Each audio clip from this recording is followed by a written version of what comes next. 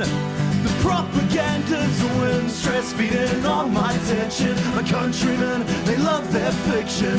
Words upon now, it's made with good intentions. Welcome to 10200, the Politics and Media podcast, where we have a round table of commentators and experts to discuss New Zealand's critical issues. I'm joined by my co-host today, Simone. How are you doing? Thank you, Carl. I thought I was muted, but I wasn't, so I've nominated myself, unfortunately, for speaking first. I'm having coffee, and you know what? It can't be a terrible day. I'm going to be millennial chungus about this and say, don't talk to me until I've had my coffee. Well, I'm having my coffee. You can talk to me. Fantastic and ideal for an audio format. We've also got John. How you doing, mate? Yeah, everything's going great. The world is a beautiful place. Things are horrible outside, but everything is good in this club, etc. It's a Everything's good in the club. it's a bright new day for Kiwi people. Kiwi people. Yes, we can't forget about the Kiwi people. Did you hear this one, Simone? We were talking about it, I think, before you arrived. Is it a knock-knock joke? Did you hear this? Did you see about this? Iran, huh? Yeah. Knock. Who's there? Kiwi who? Kiwi people. Kiwi people. Who are all these Kiwi people? This is how Nicola Willis is referring to New Zealanders now, in a really kind of stilted and absurd way. It just absolutely it kind of shot through my brain yesterday. People of Kiwi. It was a real and we don't want to tell Kiwi people, and it felt like she was talking live, but it felt like there was a fucking jump cut. And I just kind of look, because I don't know if anyone watched the Nicola Willis's press conference yesterday. I don't know why you would, because you don't all have the same sickness I do. But she spoke for about 5 or 10 minutes outlining the fuel thing, and then handed over to Shane Jones and immediately started to have the worst coughing fit ever as well. And as somebody pointed out online, they were just like, "Wow, she's literally choking on her own words." I mean, that's got to be good, right? They're doing like the Trump COVID morph cuts with her, so it seems really jumpy and weird. I'm just waiting for the next thing to be hosted by Drewski and Whiteface. Woo! Yeah, people. It's interesting. I was going to post this the other day, and I just decided not to. But I was like, do politicians not know that the word Kiwi is a racial dog whistle, or do they just are they using it deliberately? Do they not care? I think it's a mix. As a colloquialism, most politicians who are using it are doing that. When Labour says ordinary Kiwis, it refers to a specific racialized class group, right? Generally middle class, or homeowners, or people who are small business owners, or have a kind of stake in the society, quote unquote. And they're usually Pākehā. That's the reference, especially when you use the English pluralization of it, Kiwis. If you say ordinary Kiwis, that is intended to conjure a particular media image. Yeah, that's the reason why you get people on Facebook being like, Kiwis don't want to speak Māori. And it's like, well, the word Kiwi is Māori. But obviously, they're glomming on to the kind of unconscious fact that the referent that the sign Kiwi is pointing to is something which is a dog whistle. What I'm hearing is that Nicola Willis was actually being woke by saying Kiwi people. People? Yeah, I can't get that out of my head. People of Kiwi. That'd be why Shane Jones was just sit there. And if you watch the press conference, elderly man dissociates while slightly younger white woman talks. BIPOC. Blenheim and Invercargill, people of Kiwi. God. Sorry, keep going. It was in my head. It is that Shane Jones is just sat there dissociating next to him. But there is also that thing about it being a dog whistle is because, as you've said, when you do that, people go, but the word Kiwi is actually a Maori thing. And that's kind of the liberal get out from actually addressing it in any serious manner by going, oh, well, you can't hate Maori that much if you call yourself a Kiwi. And it's like, yes, but ever since Don Brash decided to shit all over the body politic, there's we know what that word means, and we know when that kind of politician uses it, what they mean. I suspect Julian Batchelor, for instance, will use the word Kiwis, and we know what he thinks. Yeah, I think there's one thing to keep in mind with that as well, though, is that it is a two-track information highway regarding the use of the term. And I'd say most people who aren't deep in the stuff, or aren't in political roles, or aren't frothing racists doing PR, they wouldn't understand that because it has never been openly discussed. There's never been discourse about it. And the intent is that when people come out and go like, actually, that's a bit of a racist dog whistle, they're like, no, it's not. I eat Weet-Bix. I eat tomato sauce. Kiwi kids are Weet-Bix kids. But like legitimately, right? Like, but the intent of it as well is to create that reality gap. And we'll probably get into that a bit more. But why was Nicola Willis talking about Kiwi people? She was starting to like unwrap as the weeks continue of the illegal US and Israeli war on Iran. What's going to be happening, I guess, with the incoming fuel and supply chain crisis, which we're not really talking about, and is utterly failing to give us any clarity whatsoever on what the plan is. We've had media kind of half-heartedly doing these little puff pieces about there's a plan now. Here are the different phases. It goes from blue to red. Why is it not green to red? Who can say? And the commentary I've seen just online is like, do nothing, do nothing, do nothing. Oh, fuck. Are the 4 phases of this plan. And due to the fact that it's mostly just looking at fuel supply, I'm inclined to think that it should probably say, oh, fuck, oh, fuck, oh, fuck, oh, fuck. Well, the important thing to remember is that New Zealand currently has enough fuel priced at around $3.50 a gallon for 91 and about the same for diesel. And that there's lots of it coming that was already at the refineries around or before the 28th of February. However, after the 28th of February, we are simply not going to talk about it because there is no point talking about it because there isn't any. So what we need to do is just focus on the fuel we have coming and that everything is going to be fine. Please ignore the market looking at the price of fuel and going, oh, fuck, oh, fuck, oh, fuck, oh, fuck, oh, fuck.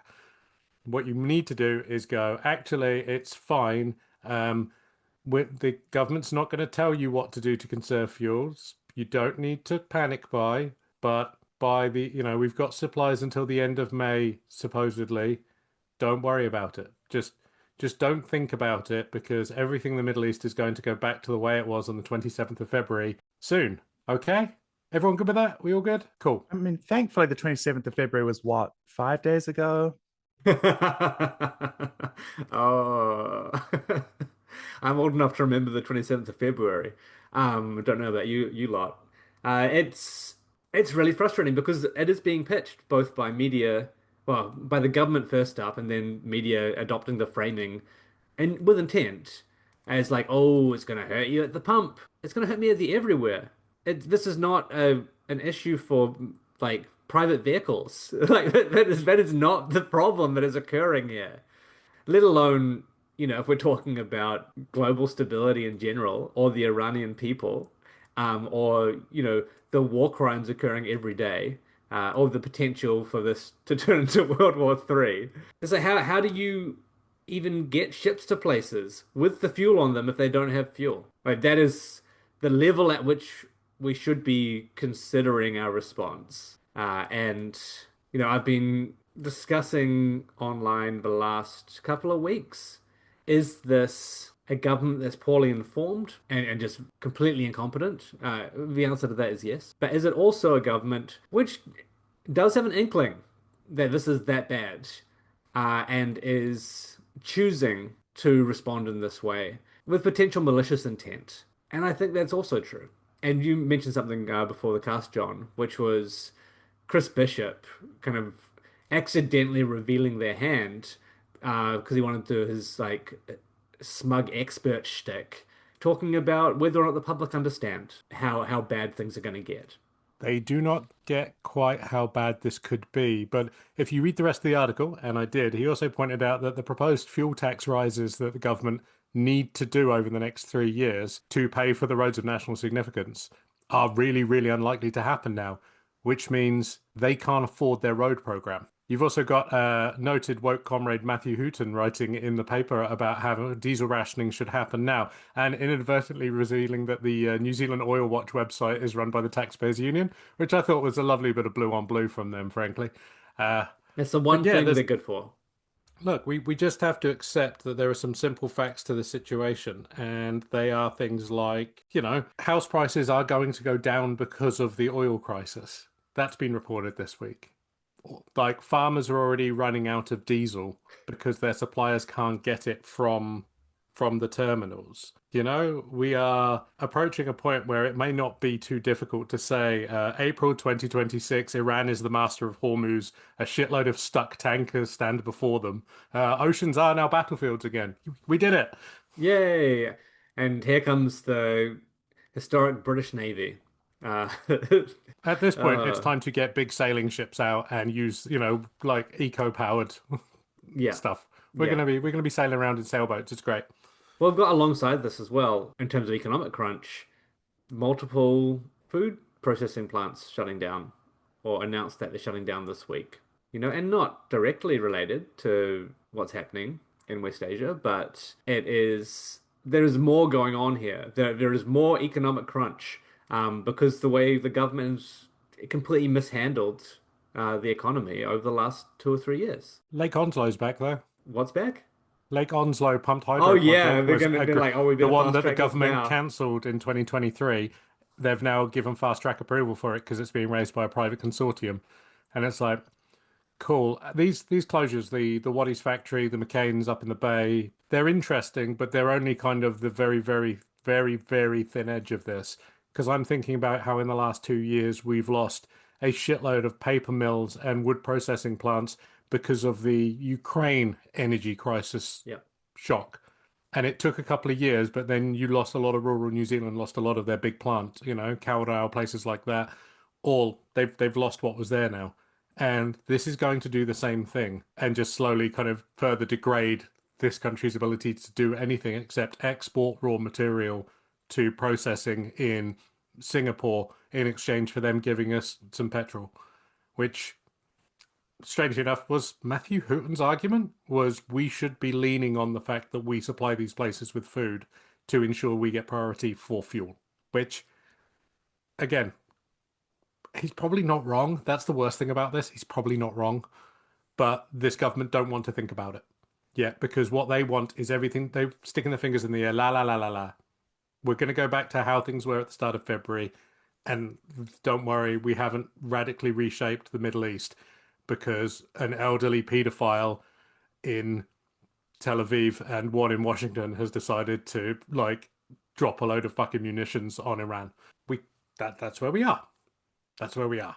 It is kind of strange that the neoliberal austerity for how long, 40 years now, something like that, has in so many senses just hollowed out the state so much that we not only don't have, for New Zealand, perhaps autarky is something that's not achievable, right? But we have almost the opposite of that, which is a completely reliant vassal state, which is just for extractivist capitalism, as you say, John. I think it's kind of interesting that they seem to both not be responding to the crisis and also wanting to go full tilt further ahead into what's really a form of national suicide.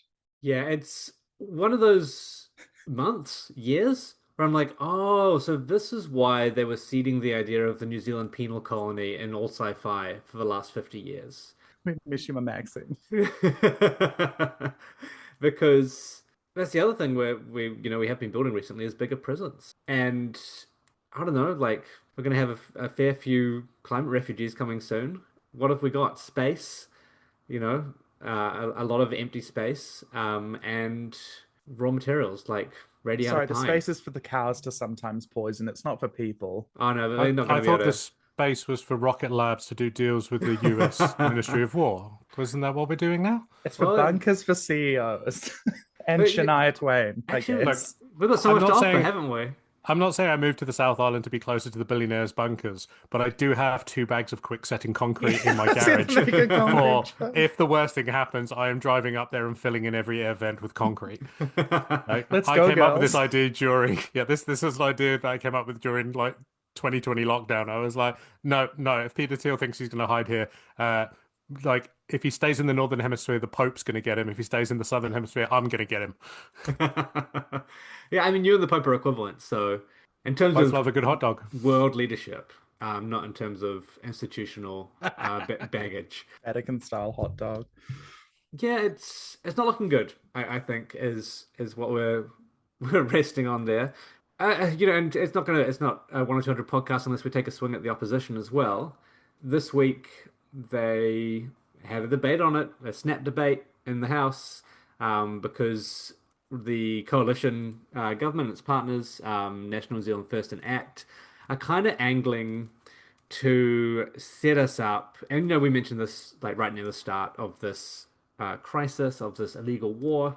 They're setting up to try and build a narrative that we New Zealand, needs to go and help open the Strait of Hormuz.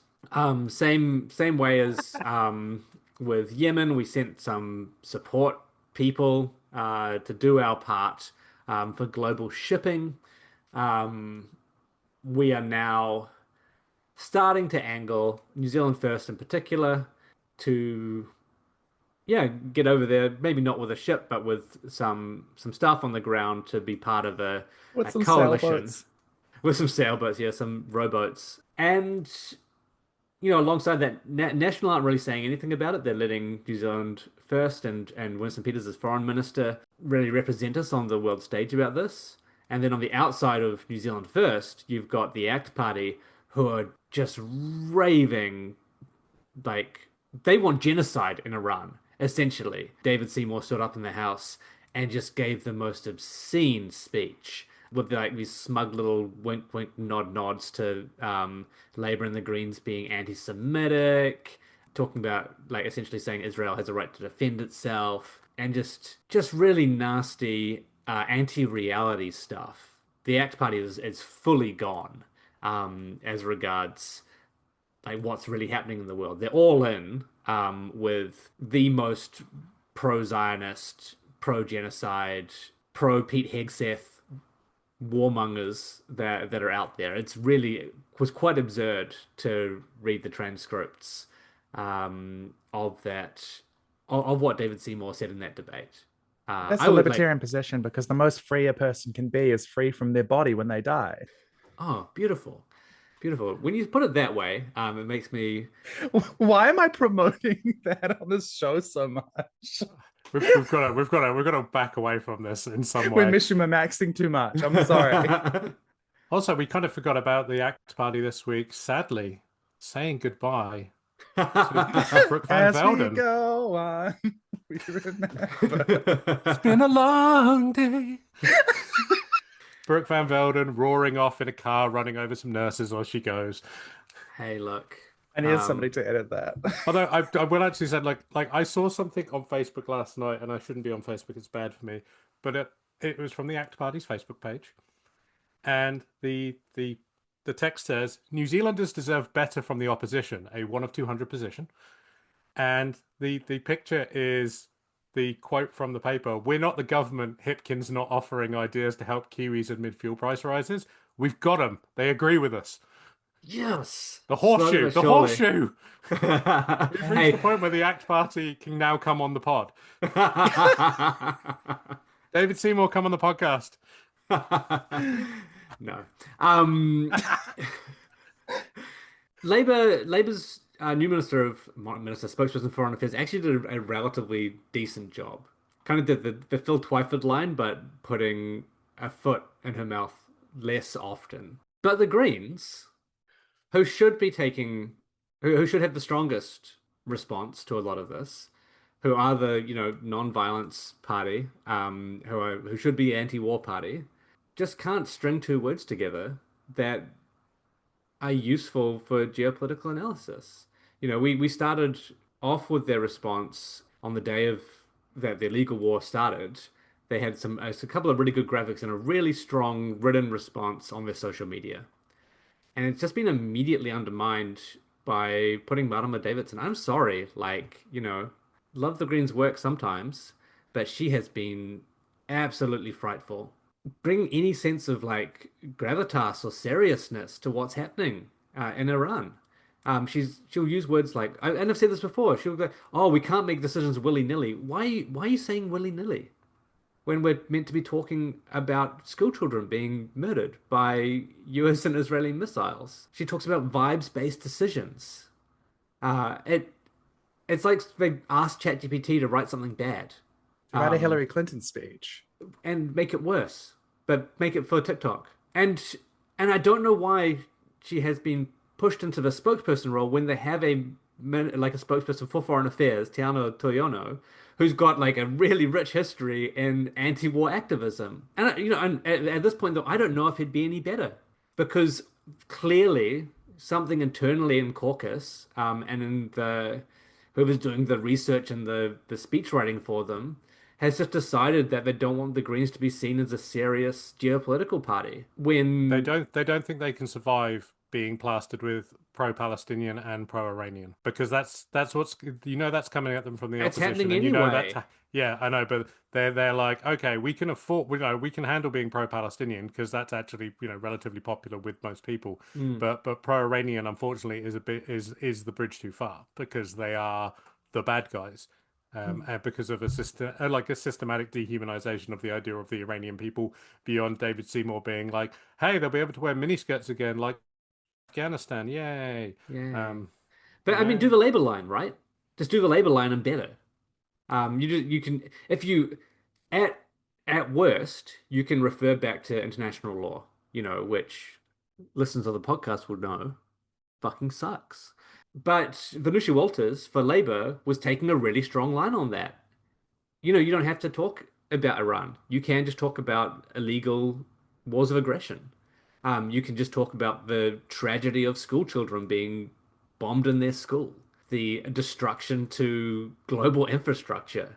It's or even if you want to avoid that altogether, you can just say, "Oh, things are bad."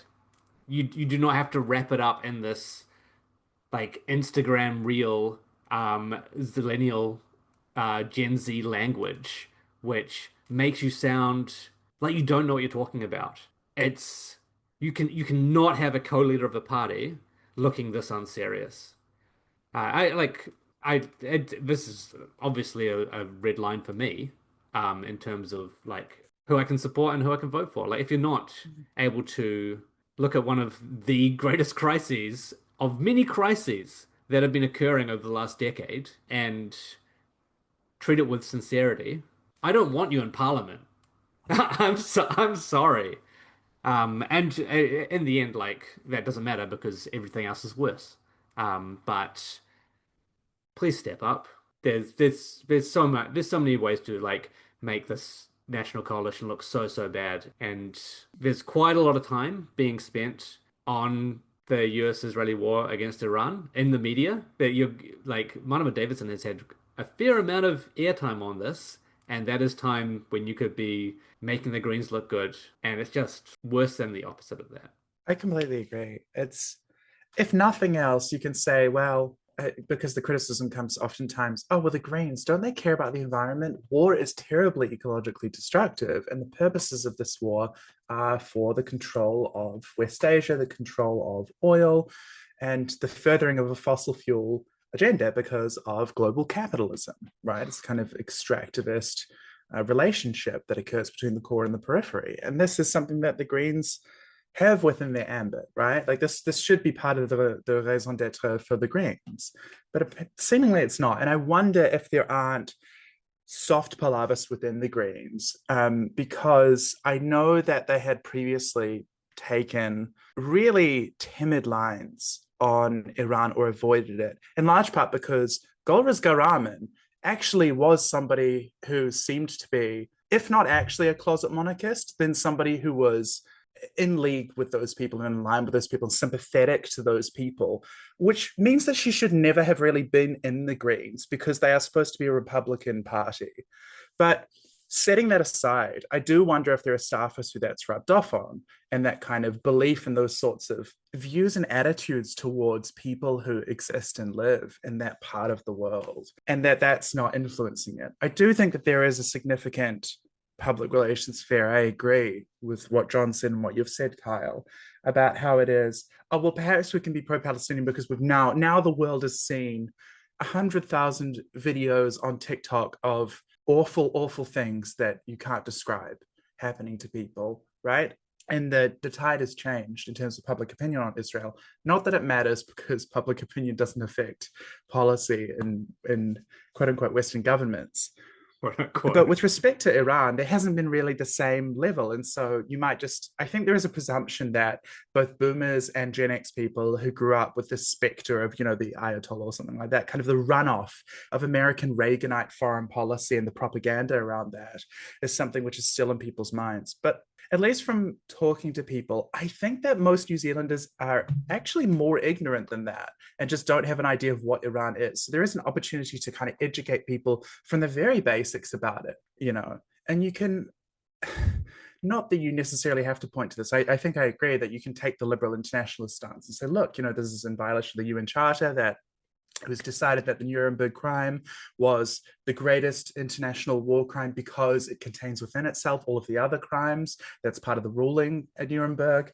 And I think you can take that line, but you can also point to really human things and say, yeah, like blowing up a school, like double tapping, deliberately waiting until